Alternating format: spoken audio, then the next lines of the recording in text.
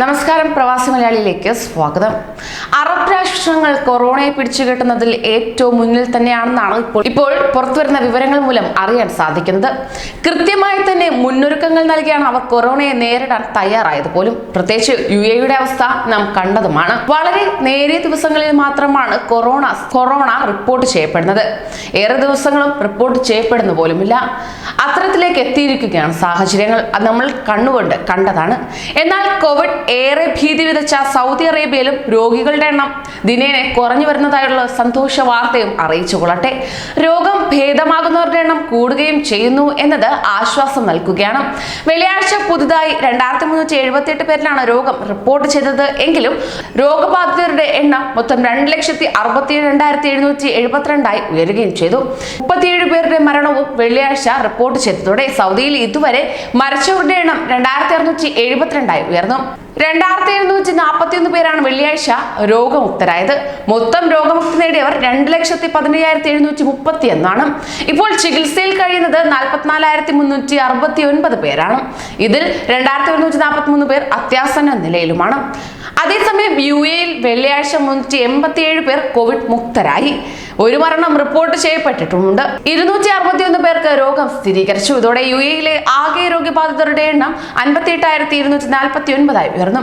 ഇതുവരെ സുഖം പ്രാപിച്ചവരുടെ ആകെ എണ്ണം 51,235 6,671 പേരാണ് ഇപ്പോൾ ചികിത്സയിലുള്ളത്.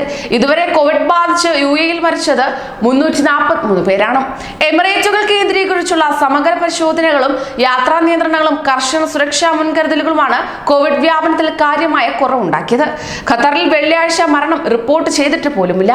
എന്നാൽ പുതുതായി 394 പേരിൽ രോഗം സ്ഥിരീകരിക്കുകയുണ്ടായി. 402 പേർ രോഗമുക്തി നേടിയിട്ടുമുണ്ട്. ഇതോടെ ഖത്തറിലെ മൊത്തം രോഗികളുടെ സംഖ്യ 1,05,351 164 പേരാണ് ഖത്തറിൽ ഇതുവരെ കോവിഡ് ബാധിച്ച് മരിച്ചത്. ഒമാനിൽ വെള്ളിയാഴ്ച പുതുതായി 1,245 പേരിലാണ് രോഗം കണ്ടെത്തിയത്. 4 മരണവും ഉണ്ടായി. പുതുതായി രോഗം സ്ഥിരീകരിച്ചവരിൽ 1,057 പേരും ഒമാനികളാണ്. ഇതുവരെയായി രാജ്യത്ത് 73,791 പേരിലാണ് രോഗം കണ്ടെത്തിയത്. ഇതിനകം 53,007 പേർ രോഗമുക്തരായി. 359 പേരാണ് ഒമാനിൽ കോവിഡ് മൂലം മരിച്ചത്. അതേസമയം ദുബായ് അതിർത്തിയിലെ ഇപ്പോഴത്തെ യാത്രാ നിയന്ത്രണങ്ങളും UAE രോഗവ്യാപനം തടയുന്നതിൽ വലിയ പങ്കുവഹിച്ചു എന്ന് തന്നെ പറയാം. ഗന്തൂത്തിലെ ദ്രുത പരിശോധനാ സംവിധാനം കുറ്റമറ്റതാണ്. ലേസർ സാങ്കേതികവിദ്യ ഉപയോഗിച്ച് 5 മിനിറ്റിൽ ഫലം ലഭിക്കുന്ന DPI പരിശോധനയാണ് ഇവിടെ നടന്നു വരുന്നത്. കുടുംബങ്ങൾക്കും വനിതകൾക്കും മറ്റുള്ളവർക്കും പ്രത്യേക സൗകര്യമൊരുക്കിയാണ് പരിശോധന നടന്നു വരുന്നത്. മുൻകൂട്ടി അനുമതിയെടുത്ത് പരിശോധനയ്ക്ക് എത്തുന്നവരായതിനാൽ അതിർത്തിയിലെ തിരക്കിനും പരിഹാരമുണ്ടാക്കാൻ കഴിഞ്ഞതായി ചുമതലയുള്ള തമോ ഹെൽത്ത് കെയർ വക്താവ് അബ്ദുള്ള അൽ റാഷിദി അറിയിക്കുകയുണ്ടായി. ഒരു ദിവസം 2,600 യാത്രികർക്ക് സുഗമമായി പരിശോധന നടത്താൻ ഇവിടെ സൗകര്യവും ഒരുക്കിയിട്ടുണ്ട്. എന്നാൽ ഓൺലൈനിൽ അപേക്ഷിച്ച് പരിശോധനയ്ക്ക് അനുമതി ലഭിക്കാൻ ഒരാഴ്ചയിലധികം വേണ്ടി വരുന്നുണ്ട്. എമിറേറ്റുകളിലേക്കുള്ള യാത്രകൾക്ക് കൂടുതൽ പേർ എത്തുന്നതിനാലാണ് ഇത്തരത്തിൽ പരിശോധന കർശനമാക്കിയത്. പുതിയ പരിശോധനാ കൂടാരം നിർമ്മാണത്തിലുമാണ്. ഇത് പൂർത്തിയാകുന്നതോടെ കാത്തിരിപ്പ് 2 ദിവസത്തേക്ക് ചുരുക്കാൻ കഴിയുമെന്നും റാഷിദി അറിയിക്കുകയുണ്ടായി. DPI പരിശോധനാ സംവിധാനം കൂടുതൽ മേഖലകളിലേക്ക് വ്യാപിപ്പിക്കാനും സാധ്യതയുള്ളതായാണ് റിപ്പോർട്ട്. കൂടുതൽ പ്രവാസി വാർത്തകൾക്കായി ഈ ചാനൽ സബ്സ്ക്രൈബ് ചെയ്യൂ.